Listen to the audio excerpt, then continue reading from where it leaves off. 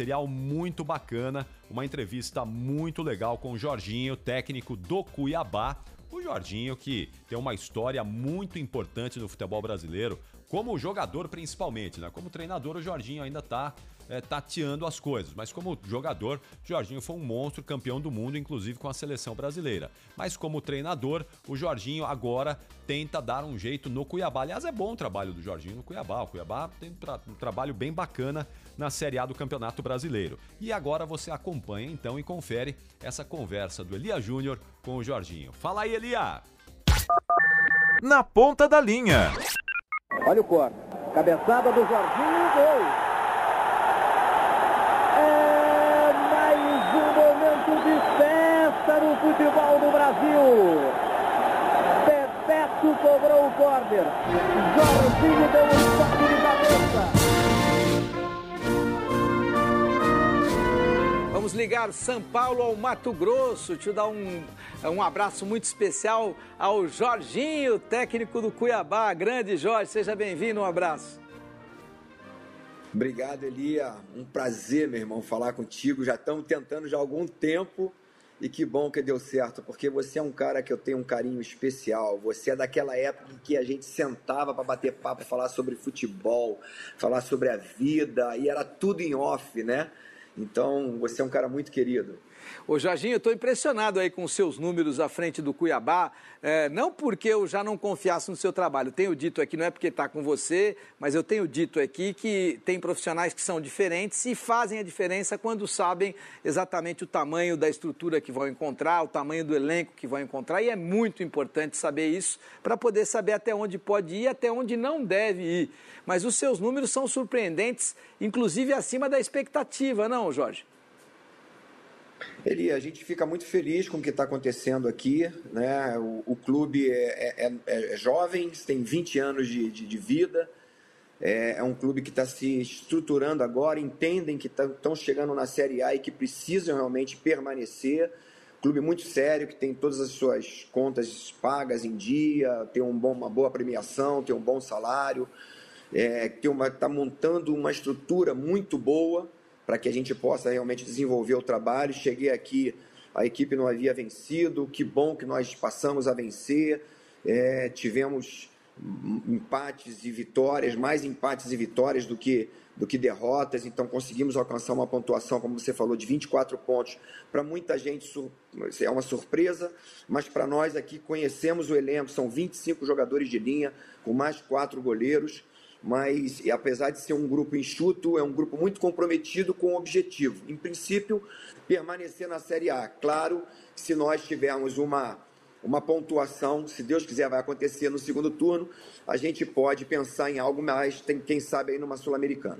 E é interessante essa sua colocação, não, Jorge, porque o Brasil hoje está vivendo uma ideia de que o técnico estrangeiro seja melhor do que o brasileiro. E eu nunca digo que o passaporte é garantia de sucesso ou de qualidade. Mas o fato é, temos 7 treinadores estrangeiros comandando equipes brasileiras na Série A, algo jamais visto na história do futebol brasileiro.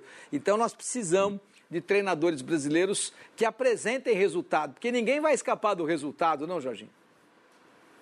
É verdade, não tenha dúvida. É assim, eu não sou nem um pouquinho contra essa situação, porque eu já fui estrangeiro como treinador, fui estrangeiro como jogador, são sempre bem-vindos, mas é um momento que há um descrédito. Talvez desde os 7-1, né, de 2014, a gente entrou nessa fase e agora, naturalmente, um pouquinho mais acentuada com vários treinadores estrangeiros, que são sempre bem-vindos, mas tenho certeza que muitos treinadores brasileiros têm condições, têm capacidade, nem todos os estrangeiros têm dado certo, a gente vê que um ou outro tem o sucesso, assim como nem todos os brasileiros têm sucesso, porque são poucos aqueles que conseguem ganhar. O mais importante, para mim, no meu caso, todas as vezes que eu tive um tempo de desenvolver o meu trabalho, mais de 6 meses, eu fiz bons trabalhos. Vasco, América, Seleção Brasileira, Figueirense, Kashima, todos esses clubes foram clubes que eu passei mais de 6 meses. Então, o grande problema nosso aqui é justamente essa falta de continuidade, esse tempo que a gente não tem, que dificulta muito a gente desenvolver um trabalho e que muitas vezes com o estrangeiro há uma paciência maior. Mas, de forma nenhuma, os estrangeiros são sempre bem-vindos, que eles também tenham sucesso e, com certeza, agrega algo a mais para a gente. Ô Jorge, qual é o treinador ideal? Eu fico observando, eu gosto extremamente do trabalho do Cuca, acho que ele é um cara que enxerga futebol como poucos, não é no Brasil não, é no mundo, ele enxerga muito o futebol, mas ele não é do estilo mais moderno. Eu gosto muito do trabalho do Renato Gaúcho e eu gosto mais da comissão técnica dele, que agrega muito, principalmente com o Alexandre, com aqueles caras que trabalham junto com ele há muito tempo na análise de desempenho, que são modernos, são muito qualificados, mas ele controla o vestiário como pouquíssimos e esses caras estão na ponta e estão dando resultado, mas não são tidos como modernos. Qual é o treinador? Qual é aquele cara que vai fazer a diferença? Quais são as virtudes que um grande treinador precisa ter? Ele é aquele que ganha, aquele que vence, aquele que ganha o campeonato. Mas, na realidade, isso que você falou é muito interessante. Você falou sobre as pessoas que estão próximas, né? Eu já convivo com o meu auxiliar técnico hoje, o Joelton, há muitos anos. Ele era meu preparador físico, hoje é meu auxiliar técnico, como aconteceu com o Renato Gaúcho também. Em relação ao Alexandre, né? Claro que o Renato Gaúcho está num patamar bem acima do meu, espero um dia chegar nessa situação, não tive o privilégio ainda de dirigir equipes com uma capacidade, por exemplo, de disputar títulos, tive em algumas oportunidades sim, em outras não, normalmente apagando fogo, tentando chegar numa situação para poder se manter, de repente, ou subir da Série B para A, ou se manter na Série A, mas não tenha dúvida que é o treinador que ganha, um treinador que principalmente tem um tempo para desenvolver o seu trabalho. Você citou um nome que eu gosto muito, o Cuca, porque eu acho que o treinador ele precisa de algumas características, e hoje o modismo é o seguinte, o cara tem que ser, para ser moderno, é jovem, ele tem que fazer uma marcação linha alta, nem sempre é possível você ter maior posse de bola durante o jogo, porque às vezes você não tem um elenco que te dá essa capacidade, às vezes você não tem um elenco para fazer a marcação linha alta. Só para ter uma ideia, eu trabalhei num clube em que meus zagueiros não eram tão rápidos, então não tem como eu fazer uma marcação linha alta se os meus zagueiros são lentos, porque automaticamente vou ter bola em profundidade, meu zagueiro vai ter que correr para trás e eu vou ter problema com isso. Então depende muito do que você tem na mão. E eu gosto muito da questão quando você falou do Cuca, por quê? Eu acho que o treinador ele precisa ter algumas virtudes. Ele precisa ter uma leitura muito clara do jogo, do que está acontecendo no jogo. Então, ele precisa ter uma leitura tática do que está acontecendo com o adversário e o que está acontecendo com a sua equipe. A outra é que ele tem que ter, meu caso, a minha experiência, não quer dizer que é uma regra, né? O Parreira foi campeão do mundo e não foi atleta, não era um ex-atleta. Então, isso aí não é naturalmente uma situação que você realmente precisa ser, mas contribui. Por eu ser um ex-atleta, eu sei muito bem como é o vestiário, lidar com a situação em termos de derrota, vitória, empate, e sei lidar com os jogadores mais experientes ou mais jovens. Então, o vestiário é fundamental para que você mantenha o meio ambiente. Quando a gente fala vestiário, não é só uma questão específica do vestiário, mas é você manter um bom ambiente de trabalho. Aqui, por exemplo, eu estou sempre preocupado. Eu tenho 2 grandes atacantes, na realidade eu tenho 3. Eu tenho o El, tenho o Gênison e tenho o Papagaio. Papagaio é mais jovem, um jogador mais de velocidade, diferente dos outros 2 que são mais pivôzão. Mas são jogadores muito importantes para o grupo. E eu tenho que manter esses 3 jogadores muito motivados. Então eu estou sempre conversando com o Papagaio, sempre conversando com o Elton, que era o caso dos 2 que estavam no banco, né? Então o Elton entrou nesse último jogo, fez o gol. E é um jogador importantíssimo para a gente. Então, você conseguir levar esse ambiente favorável, fazer com que todos os jogadores se sintam participantes, é uma virtude de um treinador. Então, é fundamental que ele tenha uma leitura de jogo, que ele saiba substituir, porque o vestiário no intervalo é fundamental, que seja dele, que ele tenha a visão daquilo que está acontecendo. E também essa questão da experiência, os bons treinamentos, isso naturalmente, não tenha dúvida que muitos bons treinadores jovens têm contribuído para o Cuca, têm contribuído para o Renato, têm contribuído para o Vanderlei, para o Filipão e para todos os outros, porque são treinadores, jovens treinadores que buscam muita informação, qualificam os treinamentos. Hoje, os analistas de desempenho, nós temos aqui o nosso Fabrício, tem nos ajudado muito, né? Com as informações do nosso adversário, todas as informações possíveis. Aí tem o Luiz de Ubel, que foi meu auxiliar técnico e que hoje é auxiliar técnico do clube, que destrincha todo o adversário e que juntamente eu, Joelton, Luiz, junto com o Fabrício, trabalhamos em conjunto. Então, quer dizer, o bom treinador é aquilo que você falou, ele precisa, além de ter todas essas coisas, ele precisa ter um bom corpo de trabalho. Não adianta nada se eu não tenho um excelente preparador físico, como meu xará Jorginho. Eu tenho uma fisiologia maravilhosa, que é o Altamiro, um cara de extrema experiência. Então, é um conjunto de coisas para que ele seja um bom treinador. Mas não quer dizer que um bom treinador também vai ter sucesso, ao meu ver. Por exemplo, o Fernando Diniz foi mandado embora com a derrota para a gente. Mas é um excelente treinador, gosto demais do trabalho dele, mas ainda não tem tido vitórias. Porque a gente é refém do resultado, né? E o cara que não tiver capacidade de entender isso, e me parece clara a ideia de que o Fernando não tenha essa capacidade de entender como é jogar pelo resultado, ele vai ter muita dificuldade. Mas uma questão que é interessante é a da seleção brasileira, que também você conheça bem, e é incrível, porque eu acabo de vir de Tóquio e eu vi um trabalho de seleção brasileira muito interessante, comandado pelo André Jardine, pela sua comissão técnica, com um diretor de futebol muito qualificado, que é o Branco. Então, você precisa ter um cara com quem você possa conversar e um cara que possa ser referência no momento mais delicado. A nossa seleção principal não tem, com todo respeito ao Juninho, ninguém peita o Tite em algum momento. E é necessário que você tenha, em algum momento, alguém que te fale de igual para igual. E por conta disso, há muito a gente não tem uma seleção brasileira com o protagonismo que a gente imaginava que a seleção precisasse ter, pela virtude e pela qualidade do jogador brasileiro.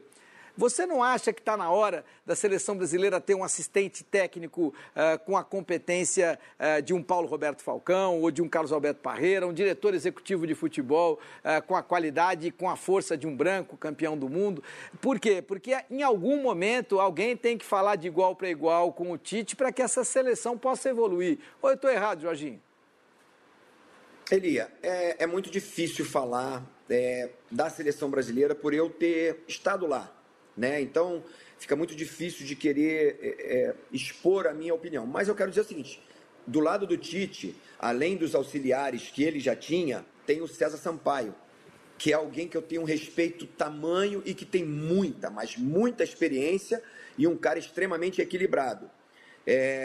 O Juninho, um campeão do mundo, que com certeza está ali como um diretor, e tenha, com certeza, entrado. O Tite é um cara que dá liberdade. Eu mesmo, antes da Copa do Mundo, ele me convidou para conversar, para eu passar um pouquinho algumas experiências que eu havia vivido como jogador e também como treinador. Eu vejo que a seleção hoje, a maior dificuldade que eu vejo que a seleção encontra, para mim, Elia, é que nós não temos experiências de jogos importantes. Então, a gente sabe que hoje...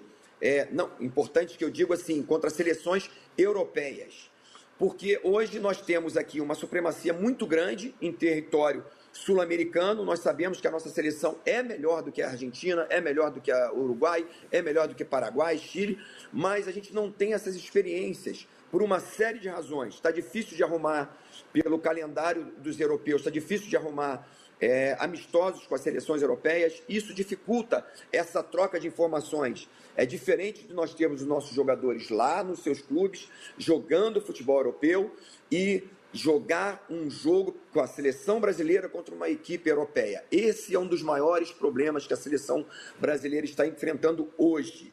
Agora, em termos de ter alguém com mais capacidade, é sempre bem-vindo. Pode ter certeza, essa semana mesmo deu uma entrevista falando sobre os jogadores acima de 30 na seleção brasileira, que são muitos hoje, né? Falando da importância, falando que a fisiologia hoje, a preparação física tem facilitado muito isso.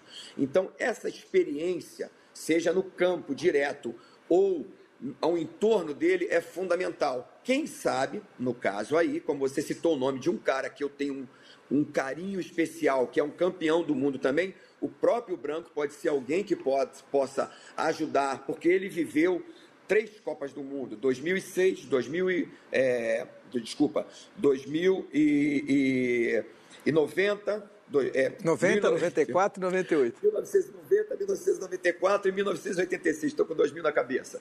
Ele tem muita experiência, ele viveu o auge e também perdeu 2 Copas do Mundo. Ele sabe muito bem como lidar com essa situação. Talvez seja um bom nome para agregar junto a César Sampaio, junto a Juninho e o próprio Tite, que tem extrema capacidade. Nós estamos no finalzinho, o nosso tempo está se esgotando, mas o papo com você é sempre muito bom. Ô Jorginho, sabe que há muito eu penso numa coisa, eu acompanhei muito de perto aquela seleção de 2010 e eu sempre fico me perguntando, se você fosse o treinador e o Dunga o seu assistente, aquela seleção era campeã do mundo, faltou um clique para aquela seleção, não, Jorginho? Não é verdade. Aí eu vou discordar de você, O Dunga é um cara assim, você conhece bem o Dunga, né? Assim como eu. O Dunga é um cara muito transparente na forma dele expor as suas ideias, aquele cara duro, talvez era um equilíbrio para ele. É um cara sensacional, com certeza ele dirigiu a seleção brilhantemente. Eu fui um apoio sempre para ele ali. Eu queria naturalmente depois seguir a minha carreira como treinador, como aconteceu. Mas eu tenho certeza que a gente fez um grande trabalho. Perdemos um meio tempo ali, segundo tempo contra a Holanda, que a gente lamenta muito. Eu tenho certeza que se nós ganhássemos da Holanda, a gente iria para o Uruguai, né, na semifinal, e na final com a Espanha, o nosso tipo de jogo, estilo de jogo, se encaixava perfeitamente. Mas eu ainda tenho esse sonho. Eu sei que está longe hoje a questão, né? Hoje estou aqui no Cuiabá, estou muito feliz de estar aqui, a cidade me recebeu de braços abertos, o clube me recebeu de braços abertos, tenho certeza que esse clube tem muito ainda para dar, quero permanecer aqui por ano que vem, mas eu tenho esse objetivo de um dia chegar à seleção brasileira, está aqui a bandeira do nosso querido Brasil, um dia eu retorno para essa seleção. Respeito bastante o Tite, é o momento dele agora, sei que são poucos os treinadores hoje aptos, capazes de assumir uma seleção brasileira, mas eu quero me qualificar com o passar do tempo para que eu alcance esse posto, né? Por esses 4 anos que eu vivi ali dentro, e principalmente com 8 anos como atleta, eu tenho certeza que eu posso, em breve, estar apto aí para assumir uma seleção brasileira, mas eu sei que ainda falta alguma coisa. E nós também acreditamos nisso. Um abraço, viu, Jorge? Foi um prazer conversar com você. O papo é sempre muito bom. Boa sorte, sou pé quente. Firme aí no Cuiabá, tá bom? Um abraço. Obrigado, Elia. Beijo no coração, irmão. Valeu.